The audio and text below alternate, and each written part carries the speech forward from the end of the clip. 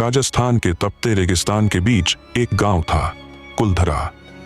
चारों तरफ सुनहरी रेत, सूनी हवाएं और दूर तक फैली वीरानी। लेकिन एक समय था जब यह गांव समृद्ध था, हंसता खेलता, संस्कारों और संस्कृति से भरा हुआ। यहाँ रहते थे पालीवाल ब्राह्मण, विद्वान, शांतिप्रिय और एक दूसरे से गहराई से जुड़े हुए लोग। उनके खेत लहलहाते थे, कुएं पानी से भरे रहते थे और मंदिरों में घंटियों की मधुर ध्वनि गूंजती थी। फिर जैसलमेर का दीवान सलीम सिंह आया। उसकी नजर पद्मिनी पर पड़ी, जो कुलधरा के मुखिया की बेटी थी। पद्मिनी का सौंदर्य ऐसा था कि उसकी चर्चा दूर दूर तक होती थी।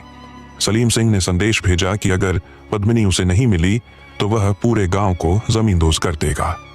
गांव वालों के पास समय कम था। पंचायत बुलाई गई। आसपास के 83 गांवों के मुखिया एक जगह एकत्र हुए। सभी ने निर्णय लिया कि वे अपने स्वाभिमान और संस्कृति से समझौता नहीं करेंगे। अगली रात जब चांदनी फैली हुई थी और हवाओं में अजीब सन्नाटा था, कुलधरा के लोग अपने घरों से बाहर निकले। किसी ने कोई शोर नहीं मचाया, किसी बच्चे ने भी नहीं रोया। सैकड़ों लोग गांव से चुपचाप निकल गए। उन्होंने गांव को छोड़ दिया, लेकिन जाते जाते एक श्राप छोड़ गए। कुलधरा फिर कभी नहीं बसेगा। जो भी इसे बसाने की कोशिश करेगा वो खत्म हो जाएगा। सालों तक गांव वीरान रहा। मिट्टी से ढंकी हवेलियां, झुकी हुई दीवारें, टूटी हुई छतें और मंदिर के अंदर टिमटिमाते दीपक। फिर वर्षों बाद कुछ आर्कियोलॉजिस्ट वहां शोध करने पहुंचे। पहले दिन सब सामान्य था, लेकिन रात होते ही कुछ बदल गया। कैमरामैन ने कहा कि उसने एक लड़की को देखा, सफेद कपड़ों में, बाल खुले हुए, जो मंदिर के पास खड़ी थी और लगातार किसी को देख रही थी। उसने जब आंखें बंद की तो महसूस हुआ कि वो लड़की उसके बिल्कुल पास थी। दूसरी रात गांव में अजीब अजीब आवाजें आने लगीं, जैसे कोई दीवारों से बात कर रहा हो। रिसर्च टीम ने गांव के पुराने मंदिर के नीचे खुदाई शुरू की। मिट्टी हटाते ही एक प्राचीन कुआं निकला। कुएं से सड़े हुए फूलों की गंध आने लगी। जैसे ही उन्होंने और खुदाई की, वहां लोहे की जंजीर में बंधी एक नर कंकाल निकली।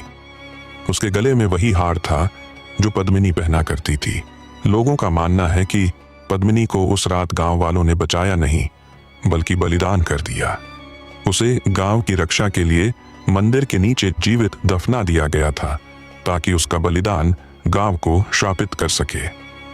अब उसकी आत्मा उसी कुएं में कैद है और हर रात अपने अपमान का बदला लेने के लिए बाहर निकलती है। रात के समय कुलधरा में अक्सर किसी के चलने की आवाजें आती हैं। मंदिर की घंटियां खुद ब खुद बजने लगती हैं। दीवारों पर लाल रंग के निशान दिखते हैं जो सुबह तक गायब हो जाते हैं। कई लोगों ने वहां एक गुड़िया देखी है जो कभी मंदिर में दिखती है, कभी कुएं के पास। और कुछ ने कहा है कि उस गुड़िया से एक बार किसी बच्चे की हंसी भी आई थी, जो उनके कानों में आज भी गूंजती है। आज भी कुलधरा को कोई नहीं बसाता। सरकार ने कई बार कोशिश की, लेकिन मजदूर रात होने से पहले ही भाग जाते हैं, कहते हैं। कोई नहीं जानता कि उस रात गांव वालों ने कितनी पीड़ा सही थी, लेकिन यह तय है कि पद्मिनी की आत्मा आज भी इंतजार कर रही है। वो इंतजार जो शायद कभी खत्म नहीं होगा।